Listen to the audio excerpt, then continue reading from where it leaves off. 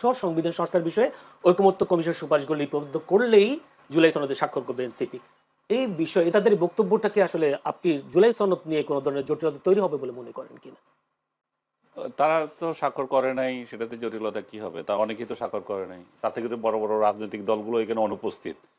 তো জুলাই সনদ যারা বানাচ্ছে সেই সনদে কি বলা হয়েছে যে রাজনৈতিক দলগুলো সবাই স্বাক্ষর না করলে এটা বাস্তবায়িত হবে না? সেই সত্য তো নাই। এটা তো বলাই আছে যে ওরা বারবারই বলছেন সবাইকে এখানে স্বাক্ষর করতে হবে, যেটা আগে এখন যদি তারা জনআকাঙ্ক্ষা তারা পূরণ কেন করবার জন্য। তাদের বাইরেও তো আরো আছে, বাম 4 দল করে নাই। হুম। তো তাহলে তারা করে নাই যে ওরাও তো করে নাই, তো তাহলে ওদের জন্য কি বসে থাকবে?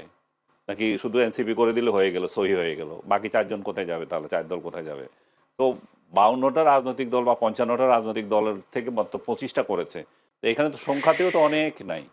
আপনি জামা ইয়ে ইয়ে আওয়ামী লীগ আর জাতীয় পার্টির কথা বাদ দেন, বাকি যেগুলো আছে ওগুলো কই? ওগুলো তো করে নাই।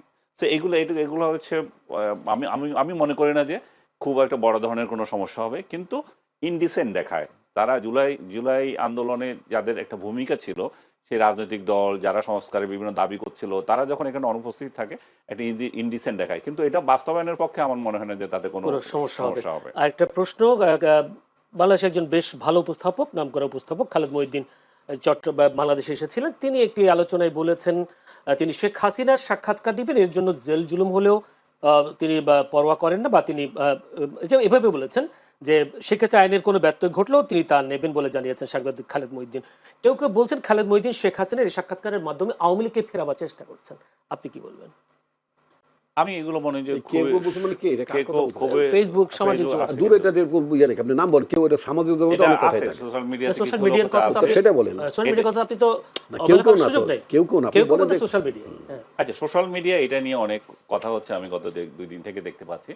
কিন্তু বাস্তবতা হচ্ছে যে খালেদ মহিউদ্দিন কি বলেছিল? ও বলেছে যে আমি উনি যদি আমাকে সাক্ষাৎকার দেন, জি।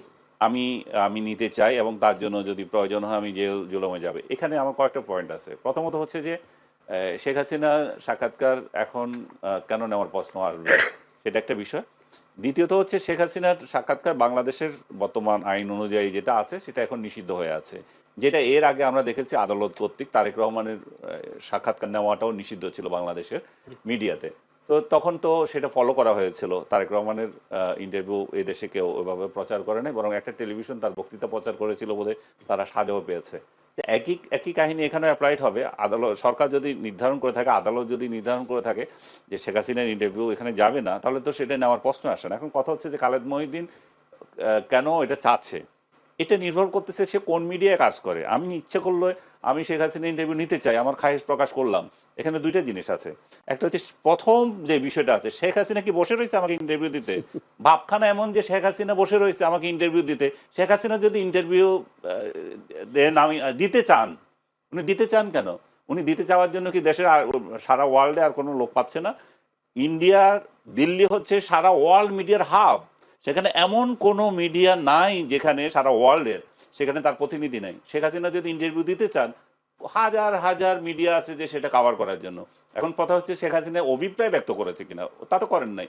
তো শেখ হাসিনা অভিপ্রায় ব্যক্ত করেন নাই, আরেকজন সাংবাদিক বলবো উনি যদি দিতে চান, এইটা নিয়ে এত এত শোরগোল করার আমি কোনো কিছু দেখি না। দ্বিতীয়ত হচ্ছে যে খালেদ মহিউদ্দিন যে মিডিয়াতে কাজ করেন, মনে করেন উনি বিবিসিতে কাজ করেন, বিবিসি যদি লন্ডনের একটা প্রতিষ্ঠান হয়ে থাকে, বা সিএনএনে কাজ করে থাকেন, ওটা যদি আমেরিকান প্রতিষ্ঠান হয়ে থাকে, তাহলে তো তার বাংলাদেশে আইনে যেই কথা বলা হয়েছে শেখ হাসিনা ইন্টারভিউ নেওয়া যাবে না, সেটা তার জন্য প্রযোজ্যই না। তো তাহলে বিষয়টা নির্ভর করছে আমার আউটলেট কোনটা, আমি কার জন্য কাজ করছি। আমার প্রতিষ্ঠানেই তো এটা আমার ইন্টারভিউ পাবলিশ করবে না, তো তাহলে আমার এটা নিয়ে এত টেনশন করা দরকার নেই, এবং এটা নিয়ে বাহাদুরি করার যেমন দরকার নাই, এবং এটা নিয়ে জুলাইকে মকারি করারও যেমন দরকার নাই, তেমনি জুলাইয়ের যে যোদ্ধারা আছে তারাও এটা নিয়ে হাহাকার যে পড়ে গেছে, এটা আমার প্রয়োজন মনে করি না। সবচেয়ে বড় কথা হচ্ছে শেখ হাসিনাকে প্রতিষ্ঠিত করা। শেখ হাসিনাকে প্রতিষ্ঠিত করার কি আছে? শেখ হাসিনা একটা রাজনৈতিক দলের নেত্রী, তাকে পরাজিত করা হয়েছে, উনি এখন অন্য একটা দেশে আশ্রিত।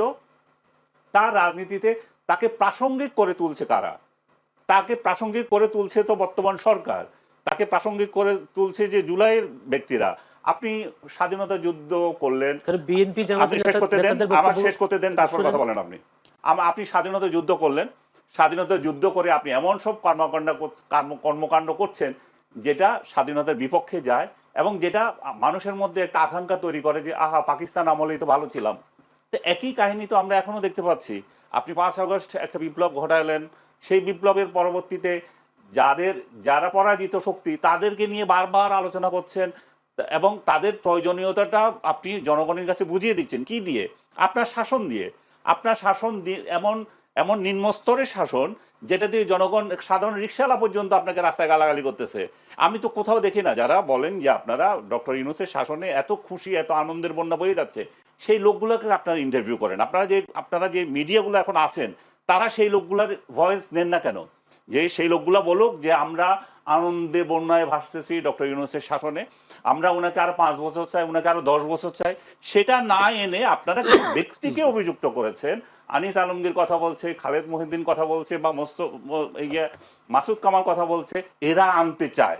এরা আনতে চাইবে কি করে? আমরা যদি এমন শাসন দিই, আমরা জুলাইয়ের যোদ্ধারা আমরা যদি চাঁদাবাজি মাস্তানি এগুলোতে না গিয়ে আমরা যদি রাষ্ট্রকে কিভাবে আগামীতে কিভাবে নিয়ে যাব, রাষ্ট্র পরিচালনার দৃষ্টিভঙ্গি কি হবে, আমাদের রাজনৈতিক দৃষ্টিভঙ্গি কি, এগুলো যদি আমরা জনগণের কাছে তুলে ধরি, আমরা যদি শেখ হাসিনার শাসন যে কত খারাপ ছিল সেটা তুলে ধরতে পারি এবং আমরা দেখাতে পারি যে আমাদের শাসন কত ভালো, তাহলে তো মানুষ শেখ হাসিনাকে স্মরণই করবে না। কিন্তু আপনারা বারবার শেখ হাসিনা এবং আওয়ামী লীগকে প্রাসঙ্গিক করে তুলছেন, আপনাদের প্রাসঙ্গিকতা আপনারা তুলে ধরছেন এবং তার জন্য আপনারা অন্যদেরকে ব্লেম দিচ্ছেন যে তারা আনতে চায়। তাদের কোন ঠেকা পড়েছে শেখ হাসিনাকে ক্ষমতা আনার জন্য? এটা মিডিয়া আনতে চাচ্ছে, মিডিয়া না, যারা জুলাই যোদ্ধা, যারা এই সমস্ত, বা জুলাই যোদ্ধা বলবো না সরাসরি, যারা এই সমস্ত প্রপাগান্ডা চালাচ্ছেন তারা। এভাবে যদি বিএনপি জামায়াতের নেতাদের বক্তব্যেই তো বারবার ফুটে উঠছে এই ধরনের আন্দোলন, এই ধরনের দাবি দেওয়া, ফেসিবাদকে ফিরিয়ে আনার প্রচেষ্টা হচ্ছে। আপনি তাদের বক্তব্য শুনেন নাই? আমি দেখি তাদের কথাও একই কথা বলবো। আমরা যদি ভালো চলি রে ভাই, পেছনে কে তাকায়?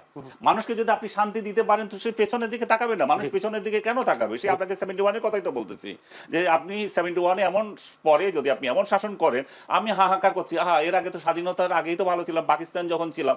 তো আপনি যদি এমন পরিস্থিতি তৈরি করবেন মানুষের মধ্যে, জনগণের মধ্যে, তো আপনি আকাঙ্ক্ষা তৈরি করছেন শেখ হাসিনা ভালো ছিল, আওয়ামী লীগ ভালো ছিল, এখন কোন জাহান্নামে পড়লাম। সেই আপনি কি মনে করেন সেই আকাঙ্ক্ষাটা আপনি তুলতে